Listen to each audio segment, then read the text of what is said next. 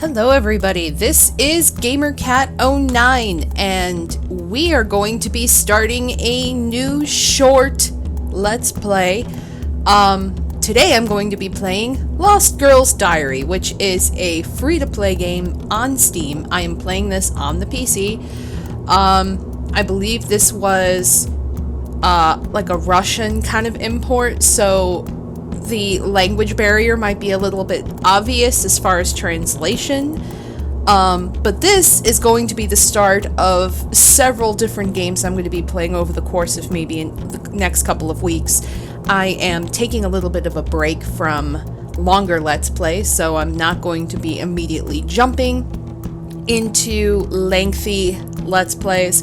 I'm going to be doing some one-offs and some short stuff, so this is where we are. We're going to be doing this. I read that this is I think they call it a visual novel, so I don't really know what that includes. I don't really know if there's going to be a lot of playing or like interaction involved, but this should be different, and we're going to be trying it out. So I like this song, by the way. It is catchy as fuck, and I think I actually have to turn my bit down because it's a little bit too loud. But let's play Lost Girl's Diary. Ooh. Interesting. Some pioneers you are, can't even help a comrade in need. Do I click? Oh. It's closing in! Ah! Снова этот кошмар. Столько времени прошло, а до сих пор снится тот лагерь. This nightmare again. It's been a while, but I still see the camp in my dreams, and Slava and the others. Раз за разом во сне я переживаю тот день, но не могу изменить ничего. Night after night, I go through the same day in my dreams, and I can't change a thing. Теперь не засну до утра. I won't be able to sleep till morning. Тонькины записки. Помню, как она носилась по всему лагерю, выспрашивая новые страшилки. It is all because of Tonya's notes. I remember the day she was running around the camp asking guys for scary stories to tell. Если бы я знала, что эта тетрадь может спасти нас. If only I'd have known that this diary could save us. Среди обычных страшилок Тоня написала целый рассказ. Даже меня туда засунула, правда, под другим именем. Other than those stories, Tonya managed to make an entire story. She even added me as a character with a different name. Студеным январским вечером в санатории-пансионате собралась пестрая компания. One frosty winter evening, a bunch of guys gathered in a hotel. 10 p.m. X Hotel. Oh! Everything is ready, girls. Come down.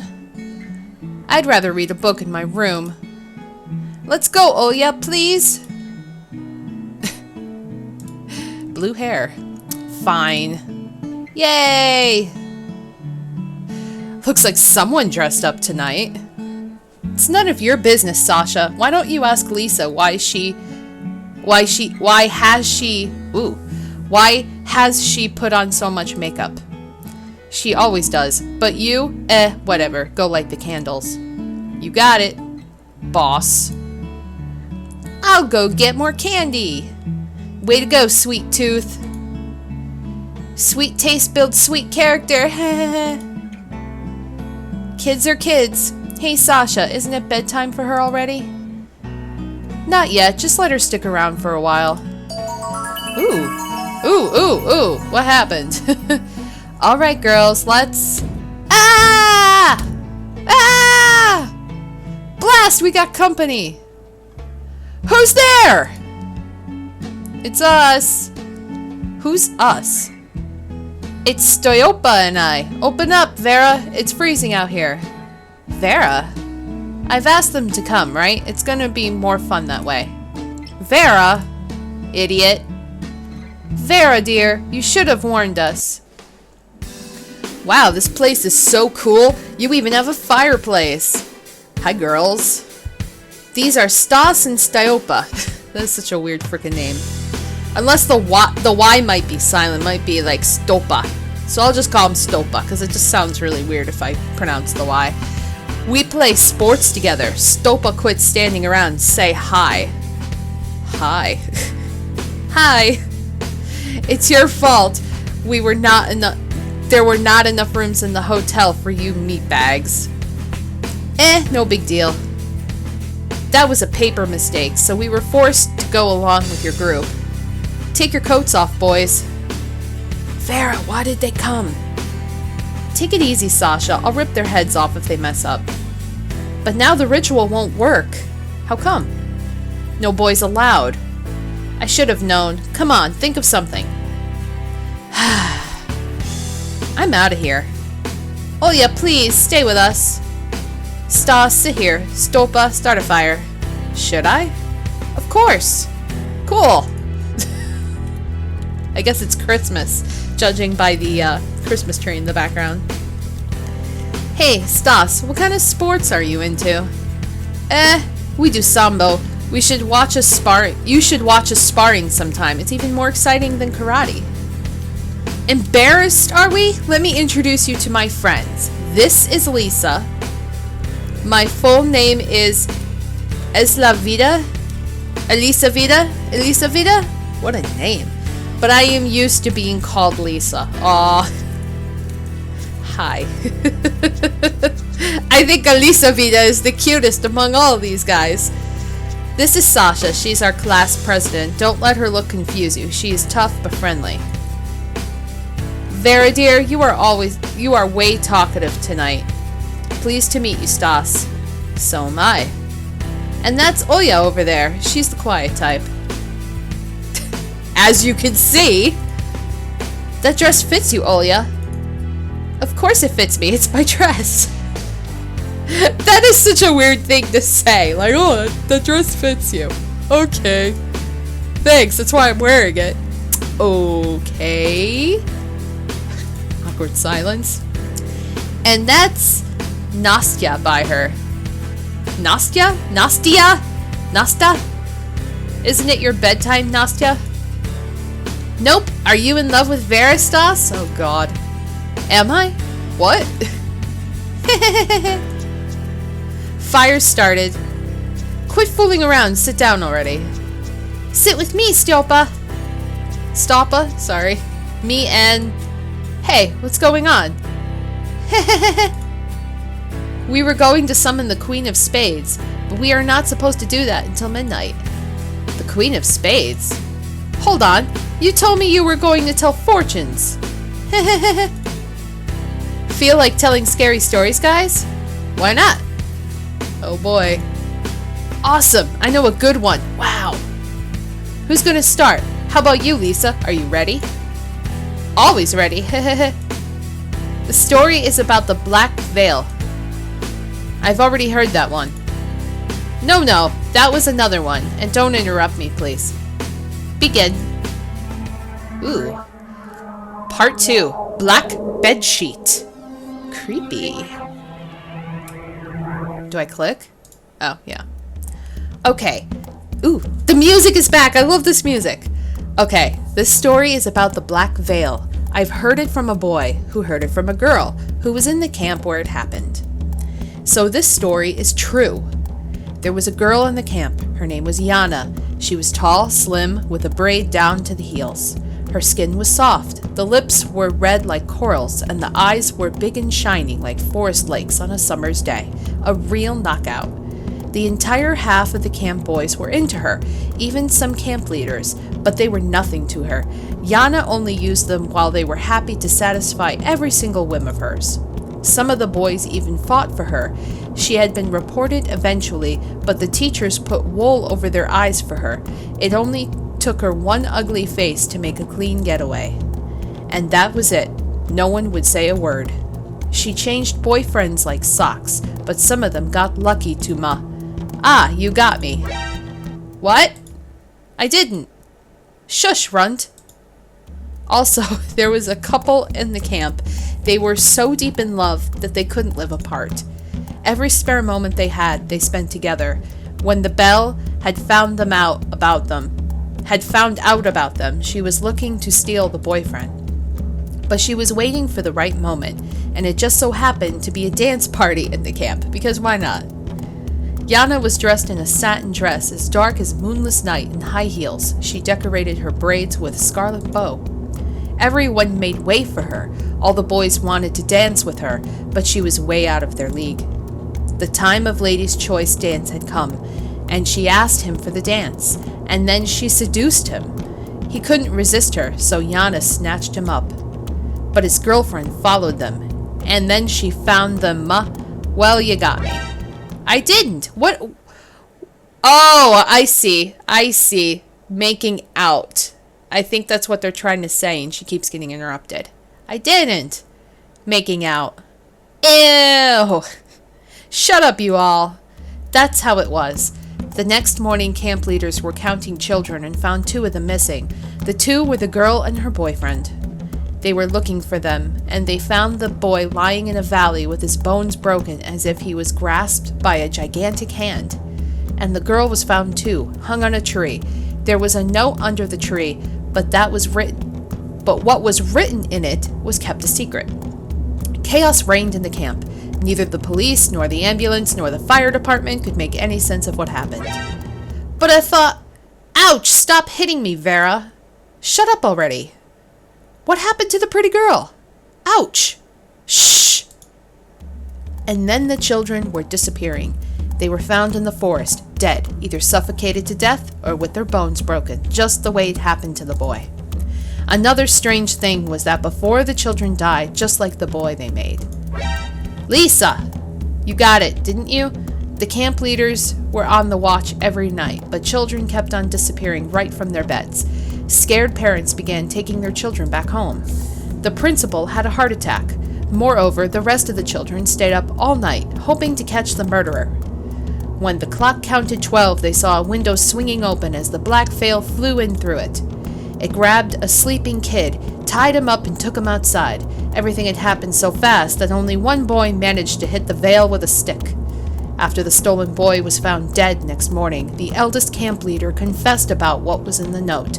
There was a curse written in it. The suicide girl cursed the entire camp, but no one believed the curse was real, although they should have. The girl turned out to be a gypsy.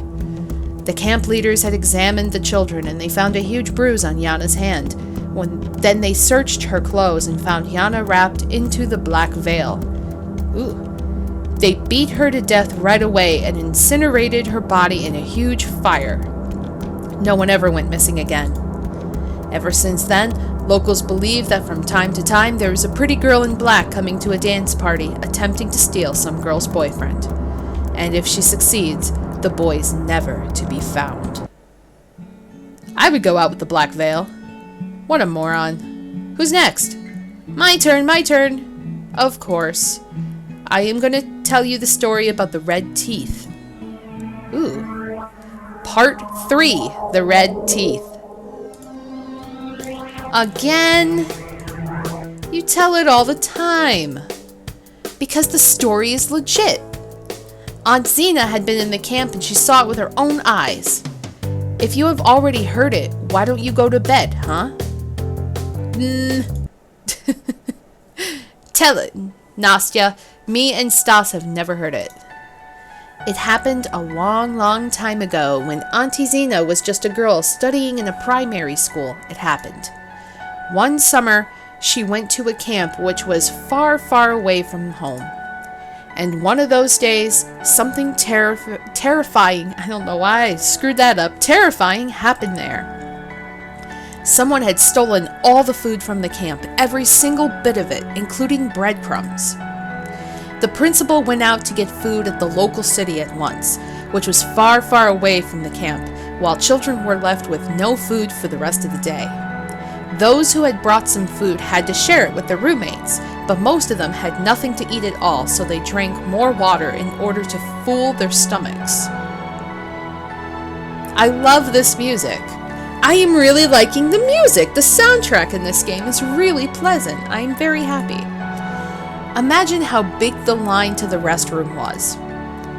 Having no food for a day? Child's play. Easier said than done. Don't interrupt her. Keep going, Nastya. And so Auntie Zena had to go number 1, but all the restrooms were occupied. She headed to nearby bushes. After she sat down, she heard a weird noise, like a dog was chewing on a bone. She sneaked up to the bushes and saw a girl eating something. Auntie Zena shouted to the girl. As the girl turned around, she saw that the girl had... Ooh! Ooh! Ooh! Ooh! That kind of startled me. The red teeth! Eee! Hee hee hee!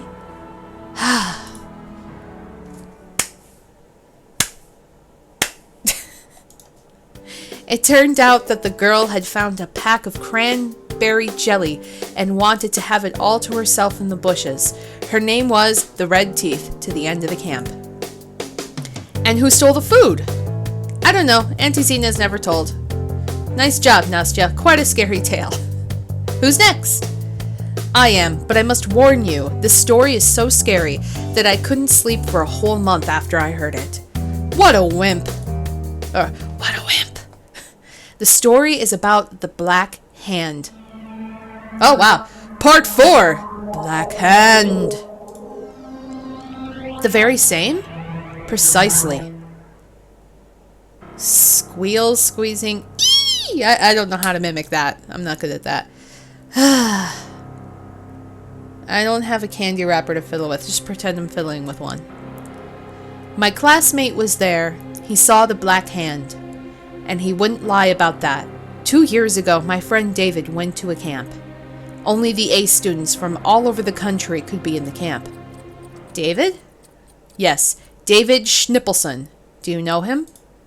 No? Why didn't you go there? I didn't want to. Not worth much, I see. What? So, the camp was surrounded by a tall fence. Guards were on watch 24/7. No intruder had a chance to get inside. The adults keeping watch outnumbered the children. And all of a sudden, things started going missing in the camp. It was small at first. Badges, candies, pens, and crayons. No one cared, because it was normal to not return things amongst geniuses. I can vouch for that. That is really accurate. You ever have someone borrow your pen and never bring it back? I could vouch for that. But then, money, books, even clothes were disappearing. Only then they realized that there was a thief, or maybe a band of thieves, working in the camp. For not only children had been robbed, but adults as well. Guards had been trying to catch the thieves at first, but once they failed, they called the police. The police had been staying in the camp for a week, setting up traps, interrogating the staff, but to no avail. Meanwhile, the stealing continued. One day, guys from the troop had found a way to reveal the perp. They secretly rigged up a TV camera and set it up in their room. No one else knew it was there. They placed a wallet in front of the camera, hid in the next room, and watched the wallet through the TV. They had been waiting for a long time and got tired of keeping watch. They got interrupted and missed the moment when the wallet was stolen. It had been there just a moment ago. The next night, they installed a recorder in the room with the camera. In the morning, they placed a video game instead of the wallet and got back to their activities. In the evening, the video game was gone. The recording they watched showed them a black hand appearing from nowhere, taking the game and vanishing into thin air. The guys ran out looking for adults, leaving one of them to guard the camera. But once the police came back along with the guys, the recording was gone. The camera was broken, and the boy was dead, with black fingerprints all over his neck. The police didn't believe the boys, suspecting them as the murderers. The boys were arrested and driven to separate rooms. But the next morning, they were found dead, with the black fingerprints on their necks as well. The entire police department had been assembled in the camp. Scared parents were taking their children back home, while those kids who stayed tried not to be alone. The stealing didn't stop. Now it was furniture, chairs, shelves, even couches. The Black Hand had gone mad, and it was stealing everything. When a girl went missing, 3 of her friends from a chemist club got up to take their revenge on the Black Hand. They built a bomb, planted it in a drawer, and asked David to install a detonator so it would trigger as the drawer opened. There was nothing to it. All he had to do was... Whatever. What was next? In a couple days, they heard an underground explosion somewhere around the camp. Excavators had been brought. They dug through and found an abandoned bomb shelter stuffed with the stolen things. And in the middle of the explosion, they found a piece of some equipment and a boy's body torn apart with the explosion. Identification was hardly possible. His hands were black with paint. The boy's body parts were taken away by the military, as well as the equipment. They promised that no one would ever tell a thing. What? My candies are gone. The Black Hand took them. Relax, Nastya. You ate them yourself while you were listening. Really? I didn't see that coming. Boy, you are nosy. Noisy. Fine. Now you are gonna listen to... Hold on. It's Olya's turn now. How come? Really? How? Because we don't have any more candy. Does it have something to do with candy? Ignorance is bliss. Begin, Olya. Part 5. Forest Light. Okay. There is an abandoned pioneer camp deep in the nearby forest, fenced with a barbed wire, rotten by time. It used to be the biggest camp in the area until a mind-bending thing had happened there, so the people fenced the camp with a couple lines of the wire and forgot about the camp forever. However, I found a camp leader's diary in our library. I wonder, why was I the first one who found it? I shouldn't tell what is written in it, but I can't resist telling you. It's gonna make me insane if I don't. Hands off. But this one is so spooky! Then why don't you give Stopa a hug? He's already getting it. Come to us, Stas. I can hug the both of you. Sure thing. I mean, no, I feel fine here. Hehehe. Suit yourself. The diary belonged to Oksana, the leader of the first troop. The record says everything was all right for the first half of the camp. Children were having a good time, falling in love and breaking apart. Oksana herself had fallen in love with a camp leader of the 3rd squad, but the feelings weren't mutual. Half the diary is full of poems about her one-way love and sketches of the one she was into, but it changes in the second half. Just listen. Olya takes out a book with a rabbit sticker and drawn flowers on it. The 20th of July, the terrible heat continues. Anton asked me to take his squad to the lake before I take mine, and I couldn't refuse. Man, is he handsome when he smiles. My squad wasn't happy, though, but I let them go off an hour past curfew. The 21st of July, we have a situation. Dasha Startseva has been missing since the morning. Her stuff is in place, and Katya told me she saw Dasha last night going to the bathroom. Wow, you watched her go to the bathroom? We found Dasha. She fell into the old well behind the warehouse. To my surprise, she was safe and sound when we took her out. A lucky girl. On the other hand, she hasn't said a word ever since. I hope she'll be fine. She must rest in the infirmary. Arada Pavlovna called Dasha's parents a lot, but no one answered. During the lineup, Anton lectured me how to look for the children. I was about to burst into tears. Why is he being so rude to me? 22nd of July, Petrovich and the guys from the 5th squad built a huge cover for the well. Now it's finally safe. Dasha is not speaking yet, just lying in her bed, silent. Maria Potapovna spoon feeds her. Arada Pavlovna lets no one out the camp. Lets no one out the camp. Is it out of the camp? Lets no one out of the camp, including Anton, whose grandmother passed away yesterday.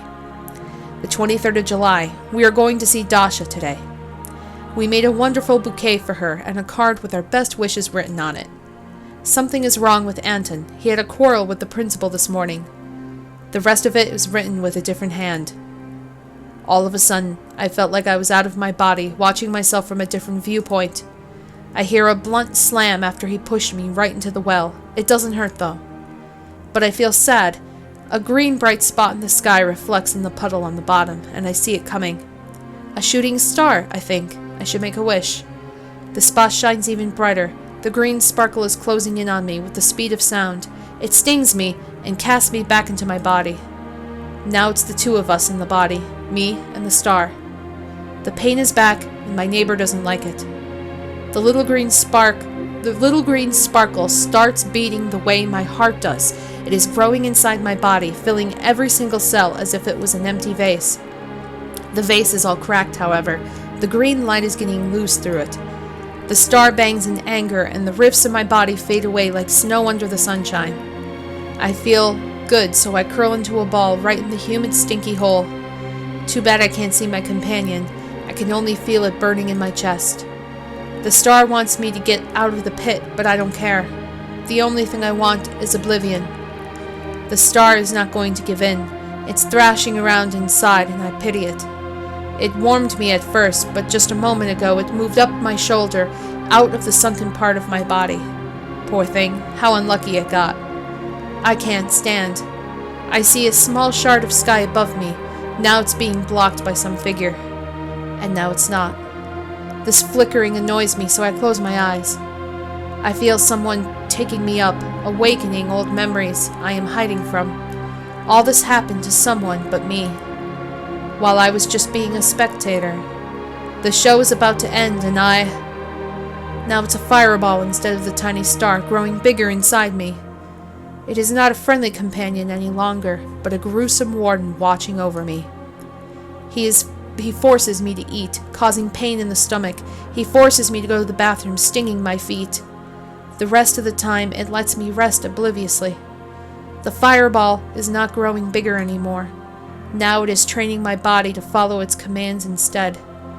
And I do as he commands willingly, otherwise the fire will burn me out.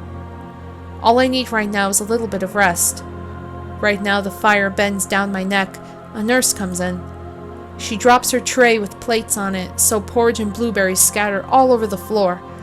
The fire flashes up as I see a beam of green light striking Maria Padapovna. The nurse comes out while the beam is tracing her. And I look at the flies gathering around the porridge as long as my companion is playing with his new toy. The entire council enters my ward. The camp leader, along with a girl from my squad, carefully go around the mess, whispering. I see both Oksana's pitiful face and the fear seizing the others. They look at me as if I am an exponent of Kunstkamera. Their words are full of false sympathy. Their presence disgusts me. The keen rays of green pierce into the heads, swift and silent. Then they go out of the room, kicking the shattered plates and trampling the blueberries. The flies are back again for their feast. Dong! One of the rays scattered around with a melodic jingle. Right away, the peacefully dreaming fireball has woken up. He throws me off the bed.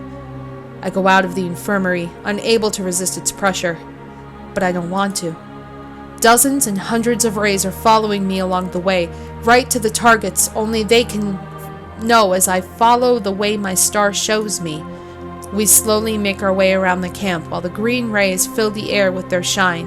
Ding, ding, ding, dong. All of a sudden, the rays are breaking apart, which is so spectacular and beautiful that as I stop to look at it, the fire is of no interest to me anymore. I look at the world around me, illuminated by the emerald light. Alas, their number is running out. It's about a dozen of them now. The fire grows wilder. I burn out and I am reborn from the ashes, only to burn out again. I am the phoenix. My clothes have already turned into dust. My walk leaves only smoking footprints and charred grass behind. I come to the gates and I see him. He lies scratching the ground, trying to escape the camp. The beam that connects us is barely pulsing, about to scatter. I come closer and wait.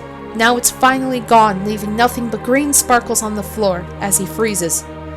The flame pushes me ahead, but I am not in a hurry to leave. Why me? What have I done to you? What did I do wrong? I ask the dead body, but it is not about to answer. The pressure is getting unbearable, so I leave. I try crying, but the tears are fading as fast as they leave my eyes, whispering its goodbye tune. The last beam shattered. I stop in the middle of an alley leading to the square. I want to lie down, but the firestorm keeps pushing me ahead. We approach the pioneer hornblower statue, then to the paddler girl. Finally, the gigantic monument of Lenin gets my attention. I stretch my hand to it as the fiery gush of light is absorbed by the statue. I follow the path to the woods out of the camp, leaving only dead people and the glowing monument of the chief behind. The only thing I kept are this diary and the little star deep down in my heart. That's it. Boring. Oh yeah, how did you manage to read in the darkness? Throws the diary at Stas. Goes to the pages. It's empty. Smiles. Lisa puts her hand on Stolpa's waist. Sasha puts a rolled bedsheet under Nastya's head. Asleep already?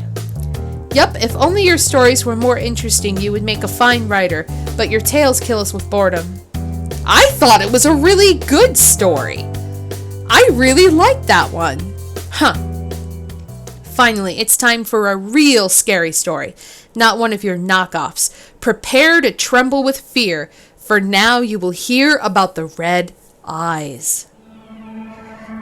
And we will continue this wonderful, creepy storytelling in the next part. So I will see you guys in the next video, and we will read The Red Eyes. So until then, take care everyone, and bye-bye.